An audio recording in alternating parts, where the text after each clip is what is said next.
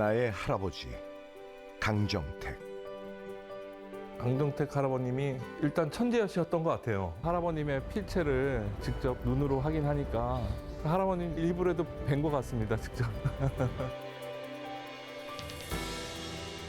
농업경제학의 1인자. 짧은 인생을 사셨지만은 큰 일을 하셨지 않습니까? 그는 농지개혁을 주도한 비운의 농정학자였습니다. 숨은 그림 찾기 하듯이 이제 퍼즐을 맞춰 나가다 보니까 소설 같은 스토리가 있더라고요. 기억에는 희미하지만 기록에는 선명한 이름. 강정택에 대한 기억과 그의 기록에 관한 이야기는 그렇게 시작되었습니다.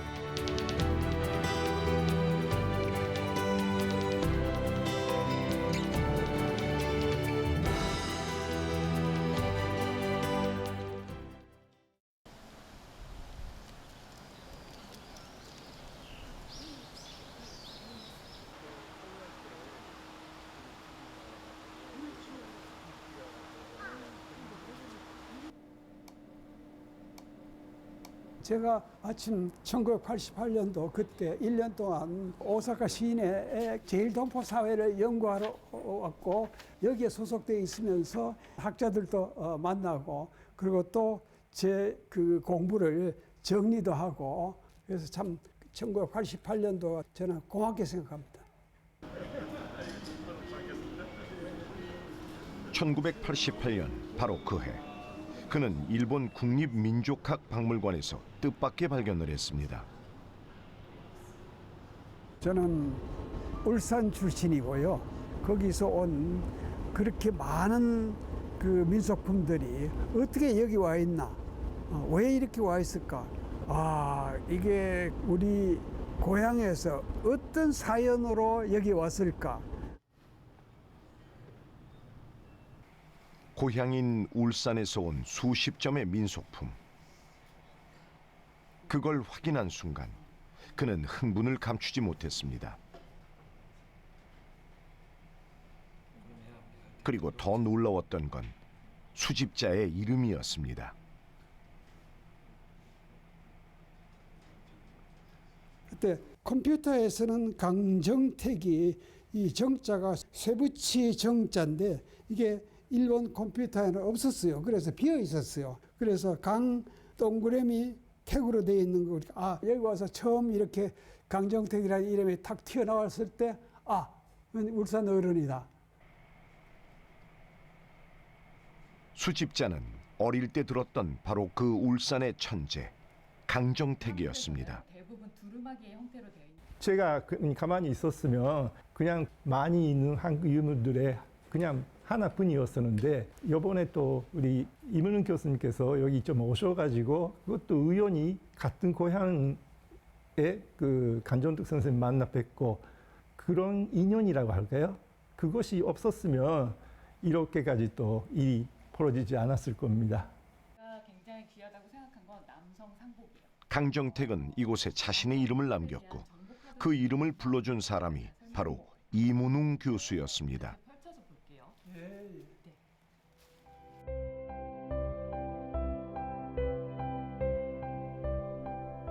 12살 어린 나이에 아버지를 여인 강정택.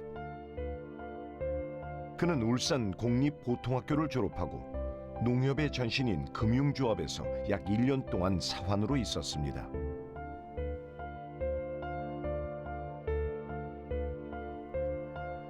학업에 뜻이 있었던 그는 외삼촌의 도움으로 대구 고보에 진학했고 그의 천부적인 재능을 알아본 교장 선생님의 권유로 일본 도쿄 제1고에 들어갔죠. 날고 기는 사람들이 가는 데가 바로 일고인데 그 일고를 붙으니까 이건 정말 일본 사람들도 들으면 깜짝 놀랄 그리고 식민지 조선에서 온 학생이 시험 봐서 첫해 한 번만에 붙었다 하는 거예요. 이거는 상상을 초월할 정도의 그런 천재적인 인물이에요. 그리고 보란듯이 도쿄 제국대학을 졸업한 후 일본 여자의과대학을 나온 이간원과 결혼해 아들 주용을 얻었죠. 하지만 강정택은 자신의 아들 주용의 운명을 완전히 바꿔놓았습니다. 내가 이 시집에 양재로 갔는데 나자마자 갔죠.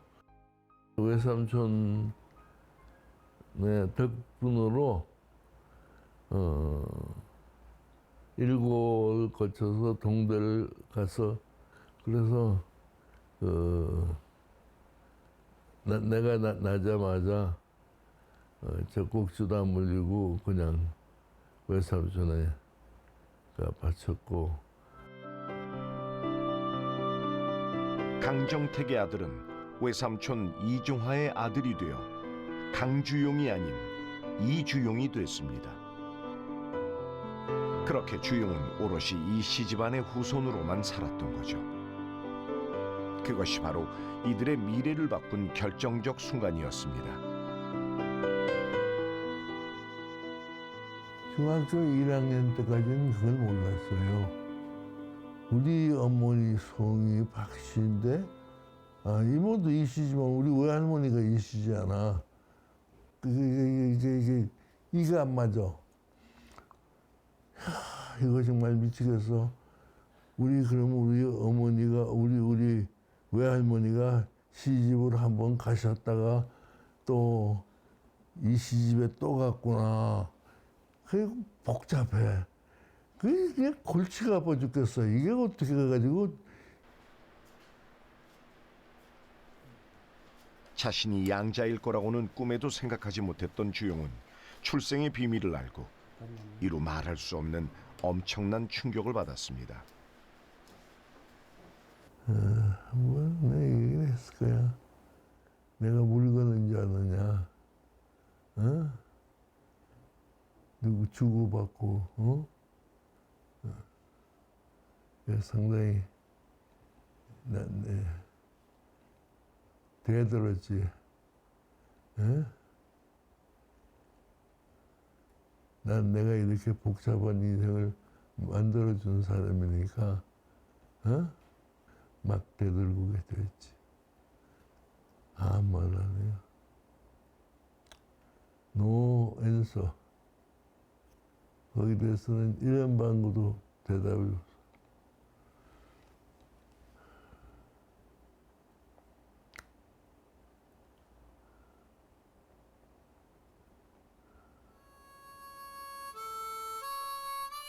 자신의 운명을 마음대로 바꿔버린 것에 대해 그때 딱 한 번 친아버지인 강정택에게 따지듯 물었을 뿐 더는 그 일에 대해 묻지 않았습니다.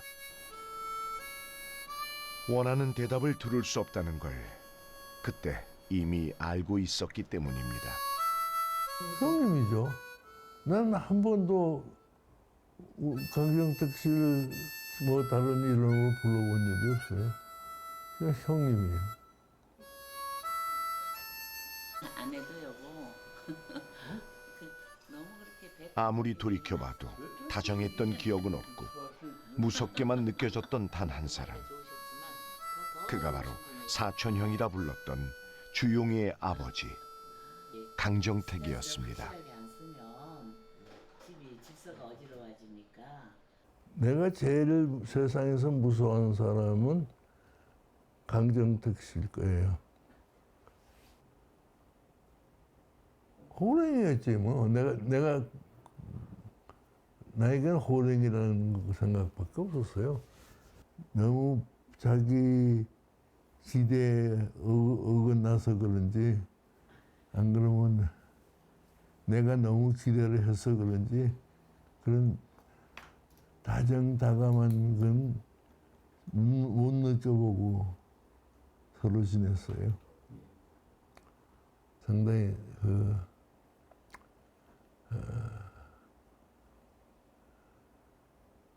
참 슬픈 인생 스토리지.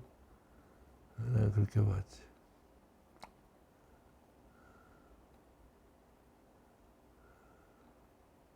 강정택 할아버지가 동경제국대학에서 농정을 갖다 계속 슬픈 인생 이야기는 자신의 아이들에게 오랫동안 비밀에 붙여졌습니다.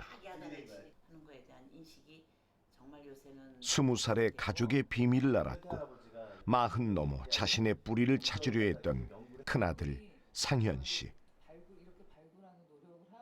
이문웅 선생님이 또 하필이면 또 울산 분이시고 우리 누나의 또 지도 교수님이시고 요새 이렇게 지나고 나면서 보면은 우연과 필연의 연속이 아니었나 참 그런 생각이 들어요.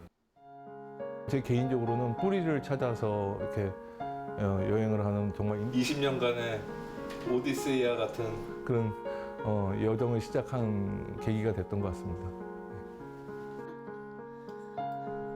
그때부터 기억이든 기록이든 혹은 그 무엇이든 강정택 할아버지의 흔적이라면 그 어디든 찾아 나섰던 거죠.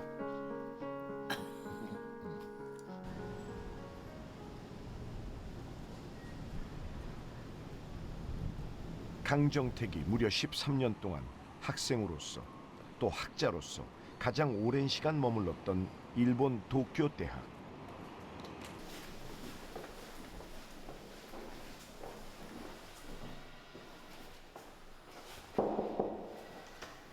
이곳에서 한국 농업사를 전공한 농학부의 마츠모토 타케노리 교수를 만났습니다. 안녕하세요. 네, 이상입니다. 25년? 아, 그럼 100년 됐네요? 그럼 여기 할아버님이 계셨던 건물이네요? 그가 안내한 곳은 졸업 논문 보관실. 여기가 졸업 논문 소고입니다. 그는 오래전 이곳에서 1933년 농업경제학과를 졸업한 강정택의 졸업 논문을 찾아냈습니다. ここが昭和8年の卒業論文で、これが関ジョンテク先生の卒業論文です。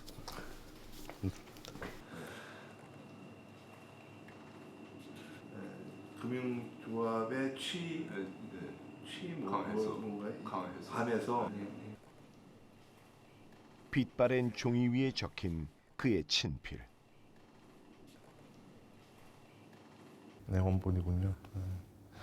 많이 쓰셨습니다. 아유, 엄청 쓰셨네요. 거의 박사 논문이네. 금융조합을 주제로 한 그의 졸업 논문은 200쪽이 넘습니다. 関ジョンテク先生の卒業論文は金融組合を批判的に捉える視点という点でも非常に今から見ても的確ですし、私もその90年前の論文を私が書いた論文で引用したりもしてましたので、そういう意味では今現代の我々が見ても非常に水準の高い論文なのではないかというふうに思ってます。 전 번역한 거를 얼추 봤습니다. 저도. 네네. 예, 어려워서. 근데 원본을 보니까 또 느낌이 새롭네요.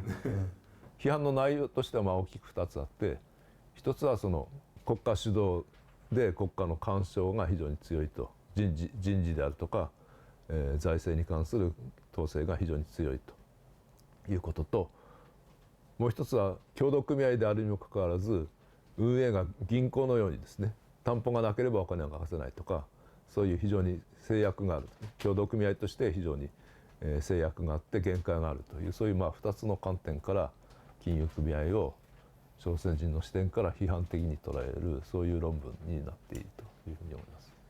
아, 달피는 아니시네요. 솔직하게 말씀드리면 글씨 잘 쓰시는 건 아니네. 저희 아버님도 잘 글씨 못 쓰시는데 저희 할아버님도 마찬가지인 것 같아요. 할아버지를 만난 것 같습니다. 할아버지를 만난 것 같습니다. 먼저 이 연구실이 만들어졌습니다. 이것은 졸업생 명부니까. 아, 이건 졸업생 명부군요. 쇼와 50년. 81년, 81년. 81년. 명이 있습니다. 강정택 할아버님 동기분들이 교수님들이 되게 많으시네요. 이 명부가 1981년도에 나온 거니까 그때 만약에 살아계셨더라면은 73세, 만 73세셨고 저희가 만약에 40년 전에 돌아갈 수 있다고 그러면 아마 다들 만날 수 있을 텐데 제가 너무 늦게 찾아왔습니다.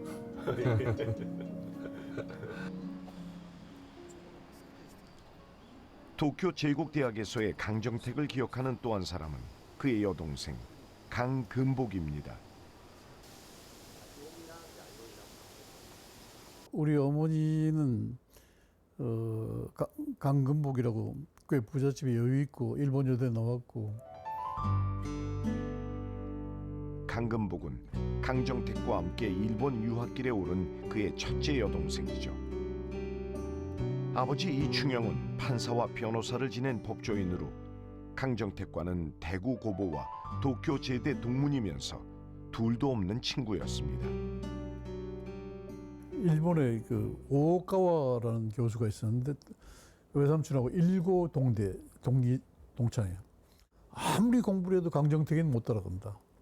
그 자기는 2등하고 강정택이 1등했다. 그 얘기를 오오카와 선생이 나한테.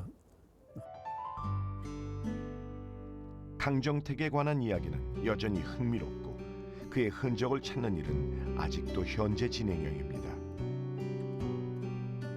정말 뭐 월급 통장도 나오고 뭐 논문도 7~8편씩 나오고 그래서 정말 이 고고학 발굴하듯이 정말 과거에 한 70년 전, 80년 전에 그 비밀들을 한꺼풀씩 벗겨나가는 과정들이 이게 의도한 것도 아닌데 참 신기한 거 있죠 나는. 맞아요.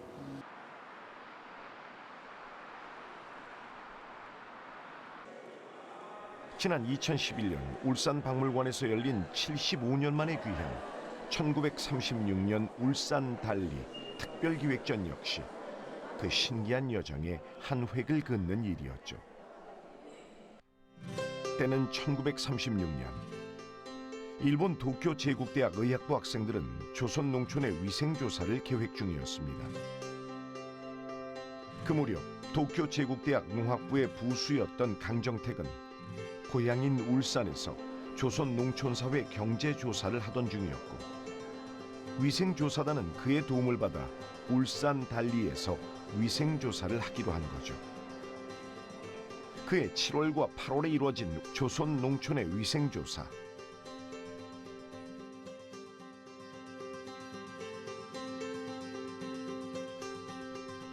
특별기획전은 그때 당시의 사진과 영상 그리고 마을에서 수집한 민속품이 75년 만에 다시 울산으로 돌아온 거였습니다.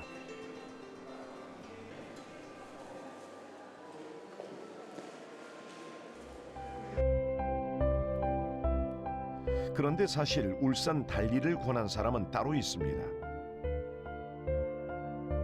그는 일본 문화 인류학의 아버지라 불리는 시부사와 게이조.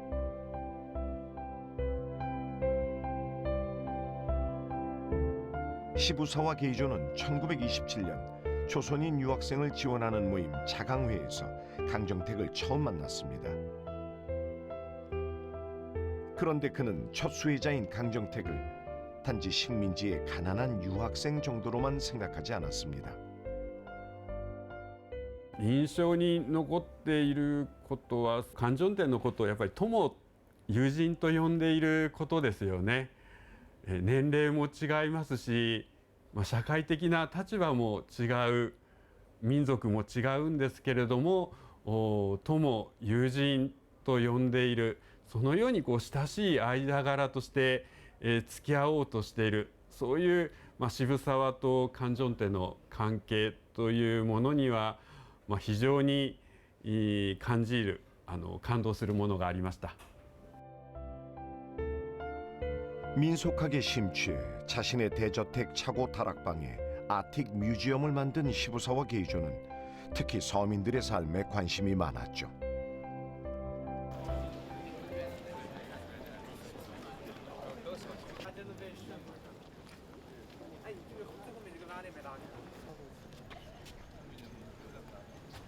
아틱 뮤지엄에서 이름을 바꾼 상민문화연구소.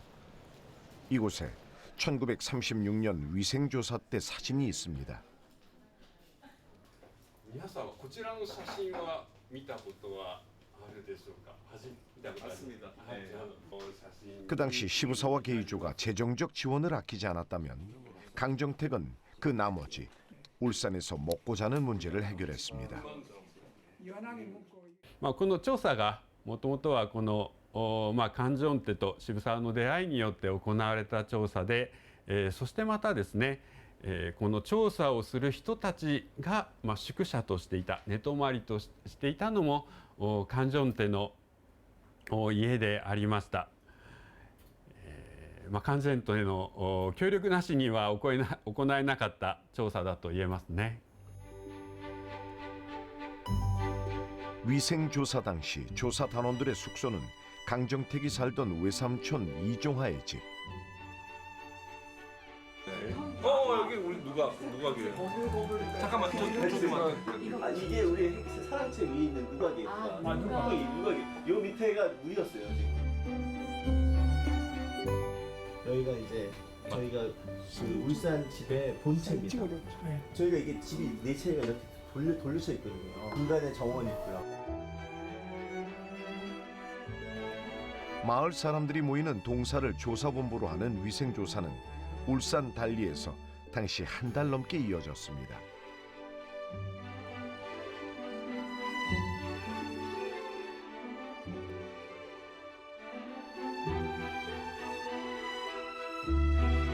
초가집 같은 거나 뭐 빈농, 부농, 중농 이걸 보고서 야 대단하다. 어떻게 살았을까. 뭐 집이 막 무너질 것 같은 집도 많이 봤고 사진을 보면서 좀 많이 느꼈습니다. 위생조사단에게 숙식을 제공하며 물심양면으로 도왔던 강정택. 이미 울산에서 평화의원을 열고 산부인과 진료를 시작한 그의 부인 이간원 역시 조사단에 힘을 보탰습니다.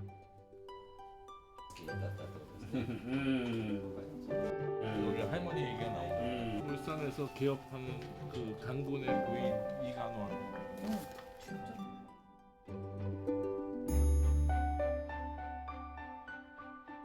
거의 갑자기 소름이 끼쳤습니다.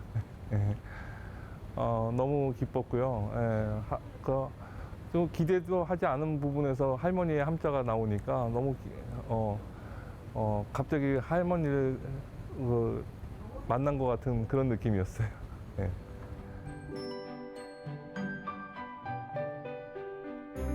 강정택 부부의 노력으로 위생조사가 끝날 즈음 마을 주민들과 학생들은 함께 막걸리를 나눠 마시며 춤과 노래를 즐길 정도로 가까워졌습니다.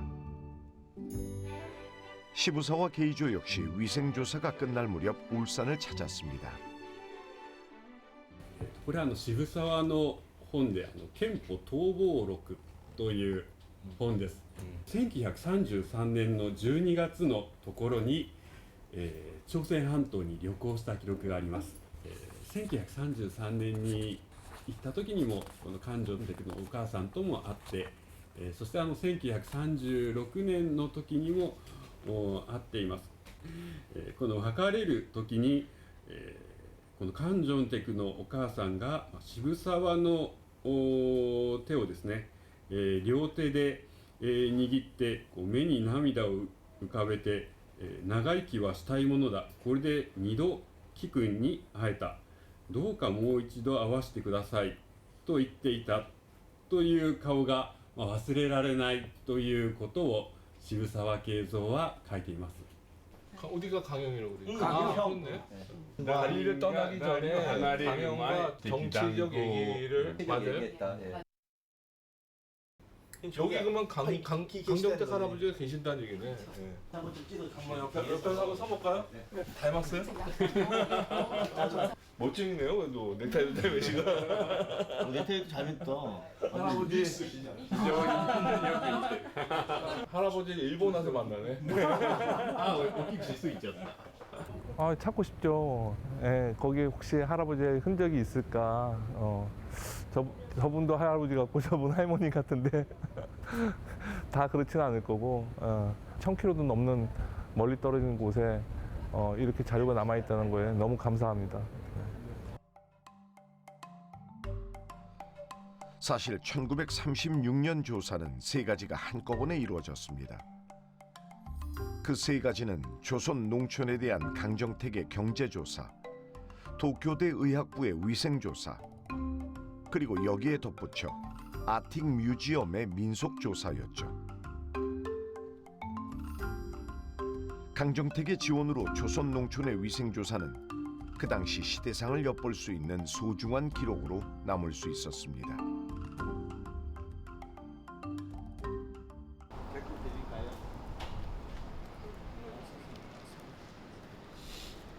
울산 달리 민속조사에 참여했던 미야모토 케이타로.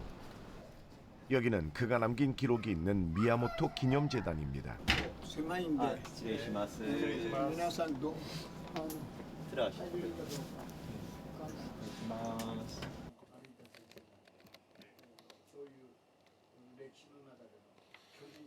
1936년도에 미야모토 게이타로상이 시우자 게이조상과 함께 저희 울산을 방문하셔서 저희 집에 머무르셨다고 얘기 들었습니다. 네.そうですか。あ、じゃあお世話になって。 신세 많으셨어요. 16살 때부터 영화를 촬영했던 미야모토 케이타로. 그는 민속학자이기도 했습니다.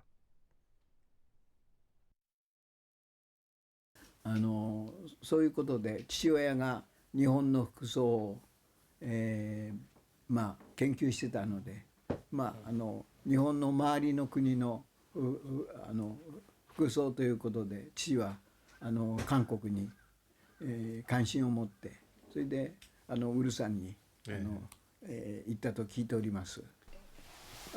もう古い写真集なもんですから、これ小さい写真、達理、ウルサン村達理から。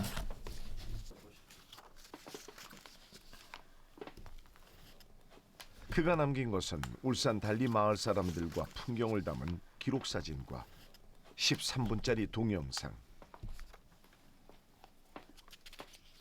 저희 울산에서 75년 만에 귀향해가지고 전시회를 했었거든요. それで私も行ったんです。 저도 그때 갔었대요. 아 그때 오셨었어요? そうそう、里帰りでの時に、それで父の撮った韓国の映像を持って。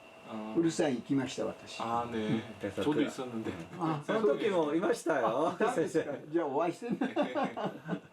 ウルサンに行った。それで父が死んじゃってるんで、父の代わりで私が何も分かんないで招かれて、里帰り店で招かれたんです。親父が昭和11年ですから。 아버지가 1936년 울산 달리에서 찍은 그 사진을 들고 75년 만에 울산 박물관을 찾았던 아들. 딱 특징이 정사각형 사진이네요.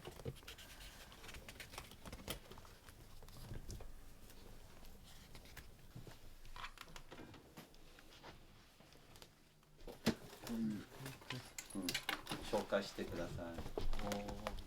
これ66っていうこのサイズ、このサイズのカメラがこれ今あんまり使う人いなくなっちゃったですけどもよく見えますか？ 보이시냐고. 네, 잘 보입니다. 필름은 없죠. 필름은 ないですよね. 뭐 필름 뭐今 가로 세로 6cm의 이 작은 사진이 없었다면, 미야모토 케이타로가 기록하지 않았다면 달리 마을 주민들과 젊은 날의 강정택은 마주할 수 없었을 겁니다. 이렇게 또 아버님께서 좋은 귀중한 사진을 남겨놓으셔서 또 저희한테 좋은 자료가 되고 또 추억을 주셔서 너무 감사합니다. 네. そういうご縁でまたお会いできてすごい興奮してます。 왠지 지금 마음이 두근두근거려요. 기분이 좋습니다. いや人生でこういうことあるとは知らなかった。 저도 제 인생에서 이런 일이 올 줄 몰랐어요. 네. いい思い出になります。 네. 정말 좋은 추억이 되는 것 같습니다. 맞습니다. ご苦労様です。ありがとう。お尋ねいただいてありがとうございます。はい。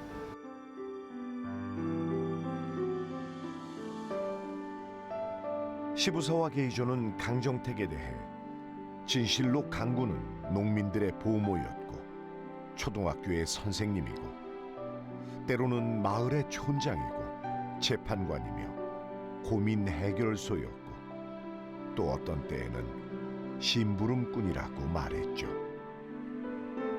그러면서 조선 농촌의 위생조사는 강정택의 열정이 없었다면 실현할 수 없었을 거라고도 했습니다.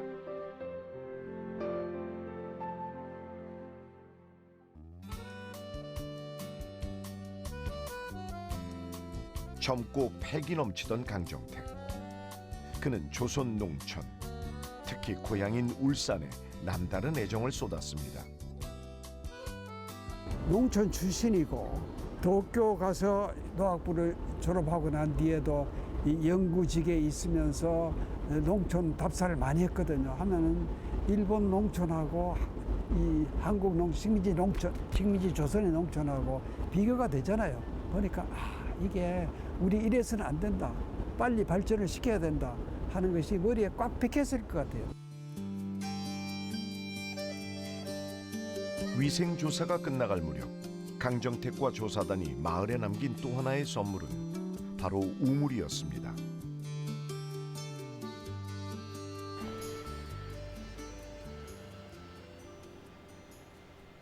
마을 공동 우물이 단 3곳뿐이던 그때 2개를 더 팠고 그중 하나가 동사에 있었습니다.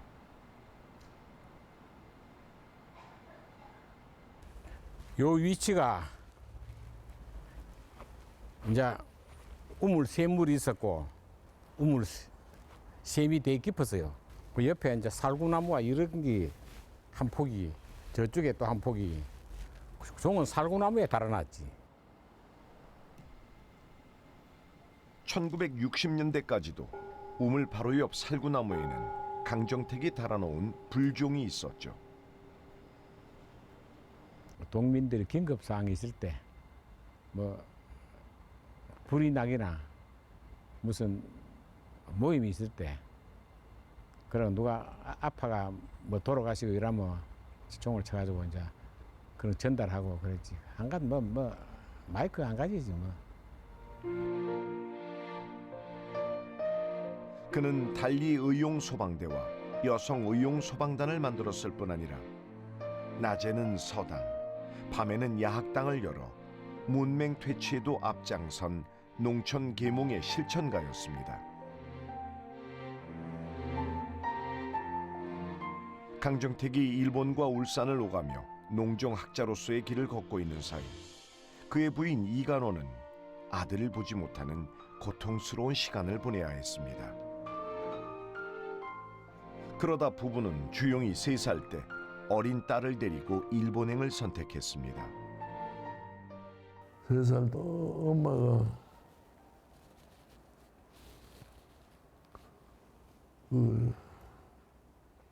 동경에서 보고 싶어서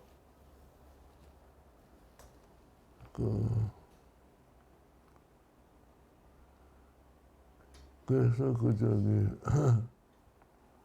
울산에 날 데리러 보고 싶다고 그래서 날 안고 윤진백 씨, 윤 아저씨가 날 안고 동경까지 데리고 가서 동경에서 내가 한 달 있었나? 그 가까이 있었대요. 윤진백은 강정택의 둘째 여동생인 강소복의 남편. 그는 어린 주용을 데리고 일본에 갔습니다. 그때는 내 친엄마인지도 몰랐지만은 그래도 어머니 쪽에서 내가 귀여웠던 모양이죠.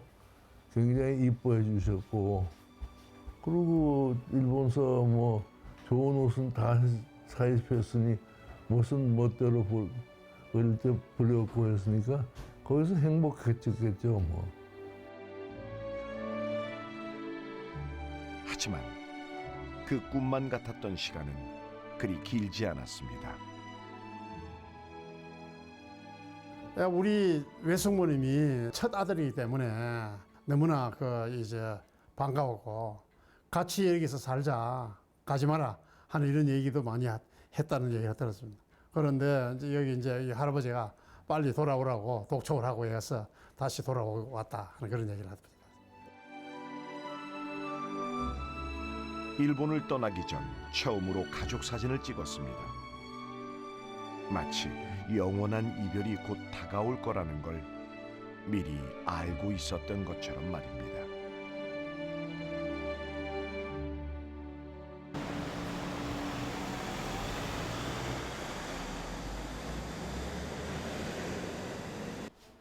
가족 사진을 찍을 때 경옥은 이제 막 2도를 지났을 때였습니다. 처음이자 마지막으로 가족 사진을 찍었죠. 그 표정들을 보면 가관이에요. 다 자세히 보면 아주 모두 다 우울한 표정이에요. 그 사진 보면 사진이 다 우울한 표정이라고요. 그 어른 둘이가, 우리는 어리니까 모르죠. 모르지만 어른 둘이는 다 우울한 표정이에요. 아들이 울산으로 돌아간 뒤 쌍둥이를 출산한 이간원. 하지만 갓 태어난 아이들이 죽은 지 얼마 지나지 않아 이간원마저 운명을 달리하고 말았죠. 강정택에게 그때는 가장 비극적인 시간, 가장 가슴 아픈 이별이었습니다. 3살 무렵 가족과 헤어졌던 강경욱.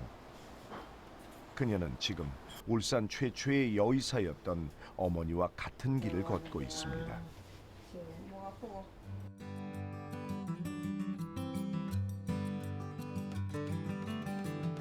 1943년 강정택은 16년간의 긴 일본 생활을 접고 고국에 돌아와 광복을 맞았습니다.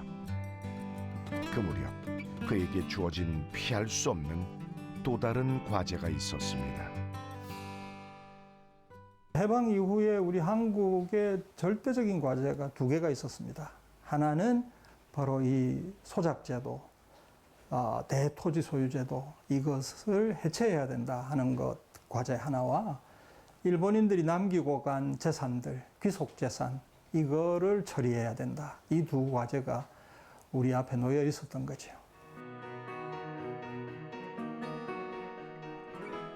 대지주의 땅을 소작농에게 나눠줌으로써 농지의 소유 구조를 근본적으로 바꾸려고 했던 대한민국의 농지개혁.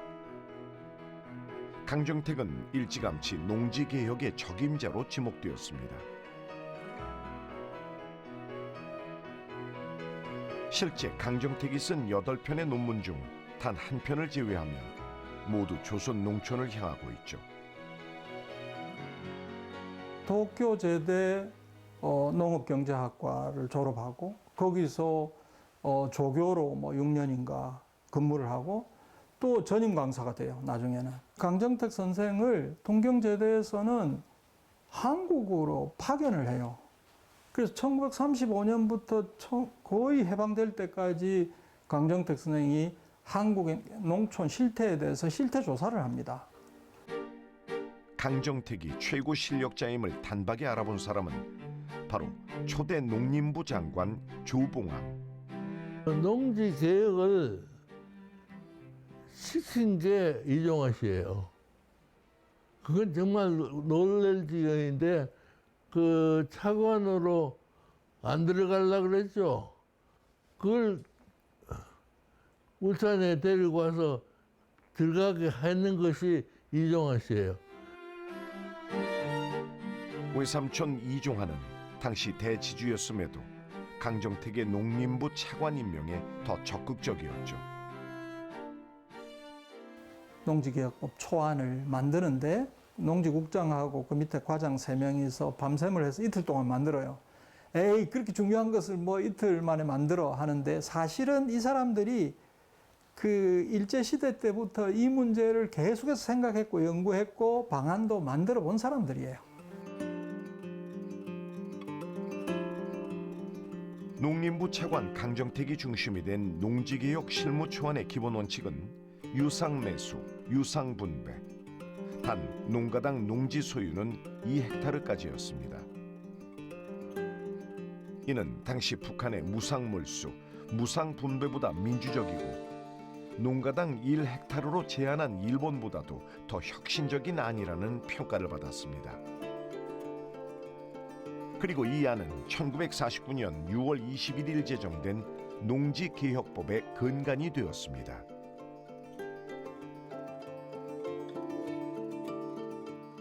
이 농지개혁으로 농민들은 소작농 상태에 있다가 50% 60% 바치다가 이제는 전부 자기 소유가 되는 거예요. 그러니까 밤낮 없이 일을 했어요, 농민들이. 그래서 거기서 수확을 얻고 소득을 얻고 저축을 하고 거기서 생기는 돈으로 뭘 했겠어요? 자식들 공부를 시켰습니다. 저는 농지개혁이라고 하는 아래로부터의 동력, 그게 없었으면 우리 한국의 고도 성장은 불가능했다 이렇게 보죠. 결국 농지개혁은 강정택이 그간 조선농촌연구에 쏟은 농정학자로서의 열정을 모두 불태운 결과였던 거죠. 주용은 강정택이 농림부 차관이던 시절을 아직도 기억하고 있습니다. 에미를 내 옆으로 앉을까? 사고 날 때 내가 청파동에 있으면서 그 앞으로 지나가면서 날 데리고 가서 그 중앙시청 앞에까지 태워다 주고 들어가시곤 했거든. 그럼 그때 내 속으로 그래서 200~300m만 더 가면 거기까지 언덕 이렇게 올라가는 길인데 그거 올라갔다 내려놓으면 좋을 텐데 한데 그걸 내가 말 못했어요. 태워다 줬으면 했지. 근데 안 태워줘.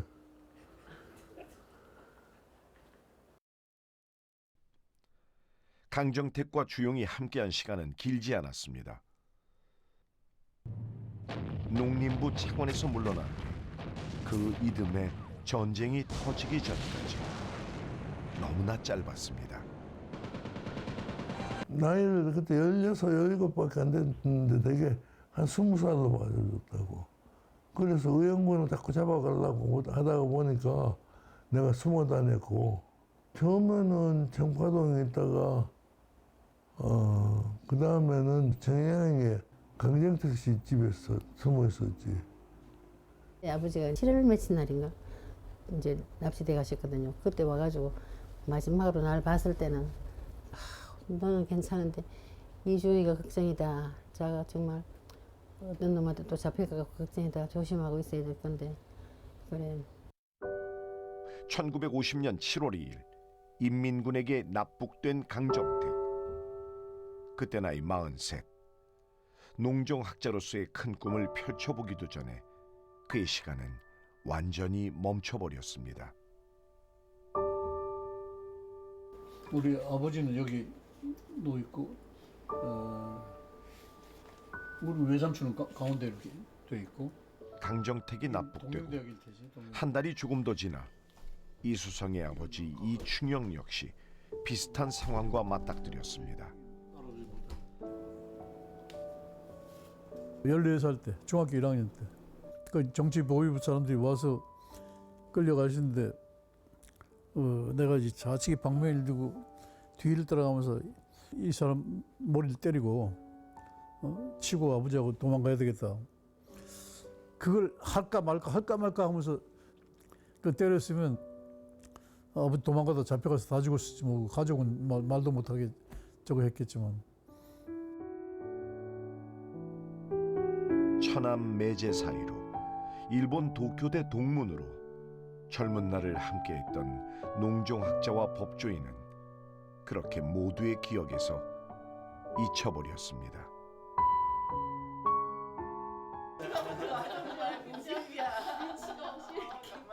지나온 길을 뒤돌아보며 주용의 삶을 바꾼 사람은 그의 친부 강정택이었습니다. 영어를 하게 된 동기가 워싱턴에 강정택 씨가 가게 됐었어요. 그래서 내가 거기 갈 때 그 날 데리고 가려고 해서 내가 그 미국 여자 두 분에게 그 영어를 내가 배웠죠. 서울서. 아니 상이, 상훈이 이렇게 4명이 다 있고. 1950년 미국 국무성에 초청된 강정택. 아들과 함께 더 넓은 세상에서 꿈을 펼치려고 했지만 전쟁으로 그 꿈은 무산되고 말았죠. 총무에 놀러 갔을 때 당신이 몇분이에요? 7월 초에 가게 돼 있었나 봐요. 그래서 일주일만 늦게 6.25가 터졌더라도 나의 인생이 바뀌었겠다 이런 얘기를 하거든요. 강정택 선생님의 영향력이 알게 모르게 많이 이렇게 있었던 것 같습니다. 인생 전체에.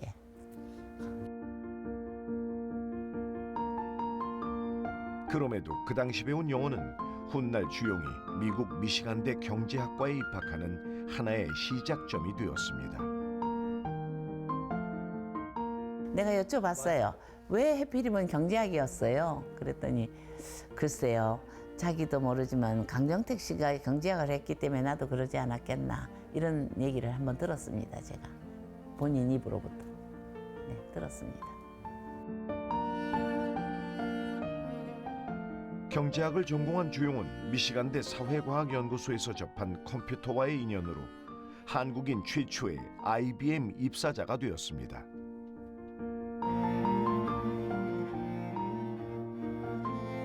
그리고 미국 IBM의 한국 대표로 귀국길에 오르며 일본으로 향했습니다. 그가 찾아간 사람은 바로 시부사와 게이죠. 내가 일본에 갔을 때 저택에 가서 뵀지. 내가 아마 강정택의 아들이라고 얘기했을 거야. 시부사와께서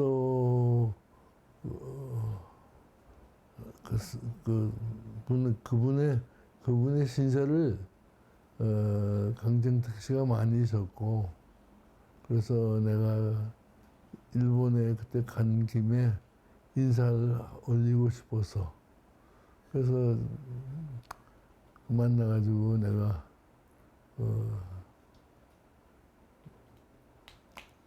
갔더니 벌써 그 상대방에서 알고 계시더라고.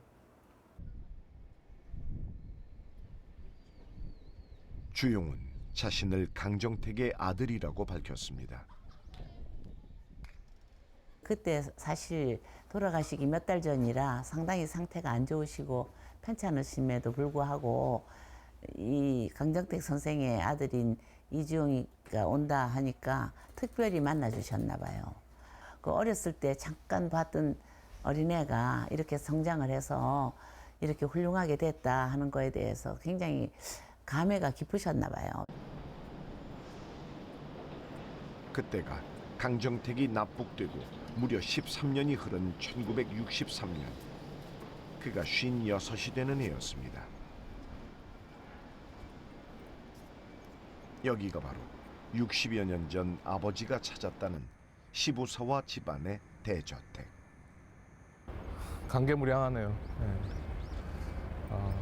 95년 전에 1929년도에 저희 할아버님께서 여동생인 강금복 여사하고 같이 1년간 여기서 사셨다는 얘기를 들었는데 그 자리를 제가 95년 만에 다시 오게 되니 참 기쁘고 한편 슬프기도 하네요.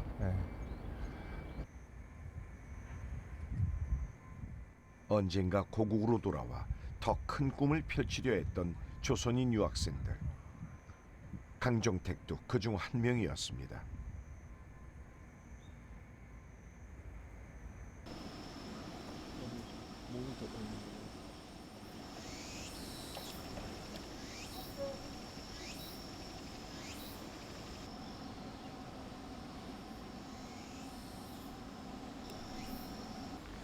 이게 다리인가? 저기 아니면 저쪽 건너편 같은데요?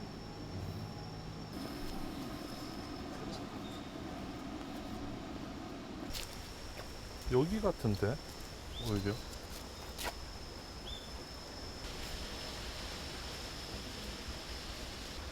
여기 앉으셔가지고 이제 호수를 내다보지 않았을까.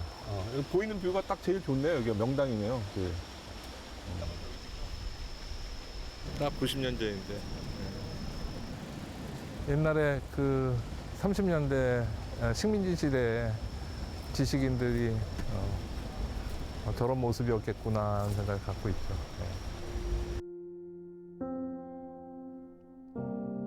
문학을 전공했던 이인기와 권중휘, 법학도의 길을 간 이충영, 그리고 농학부의 강정택. 그들은 대구 고보를 거쳐 일본 도쿄 제국대학에서 다시 만났습니다. 하지만 훗날 각각 서울대와 영남대 총장을 역임한 권중휘, 이인기와 달리 납북된 강정택과 이충영은 두 번 다시 만날 수 없었습니다.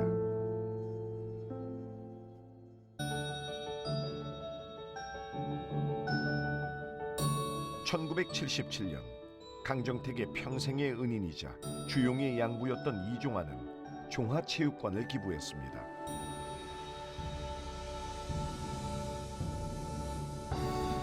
그리고 2021년 주용은 아버지의 뜻을 이어 종하체육관 자리에 다시 종하이노베이션 센터를 지어 사회에 환원하겠다고 약속했죠. 착공한 지 2년여 만에 완공된 새로운 복합문화시설. 이곳에는 강정택의 학문적 업적을 되새기는 아주 특별한 공간도 함께 들어섰습니다. 그 시대를 개인이 바꿀 수는 없습니다. 그래서 결국 꽃을 피우지는 못했습니다. 그게 참 제일 안타까워요. 예. 일제 강점기와 한국 전쟁이라는 파란만장한 한국사의 중심에서 농종학자로서의 굵직한 발자취를 남긴 강정택. 저는 할아버지가 두 분이라고 생각합니다. 이종화 할아버지, 강정택 할아버지. 어떻게 보면은 두 분의 할아버지를 갖고 태어난 게 제 운명이고 저한테는 축복이라고도 생각합니다. 비극적이었지만 찬란했고 짧았지만 강렬했던 삶. 싫어하지는 않았어요. 제가 굉장히 따라가지 못하니까 좀 어려웠지. 굉장히 성실한 분이야. 열심이고 모든 것에. 그리고 우리나라의 짧은 인생에서 그래도 농지교육이라는 큰 과업을 해냈고, 그런 면에서는 참 나는 따라가려면 아직 멀었어요.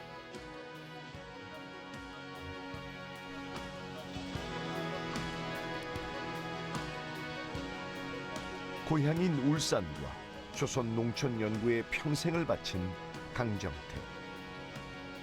이제 강정택은 우리가 반드시 기억해야 할 천재 농종학자로 기억될 것입니다.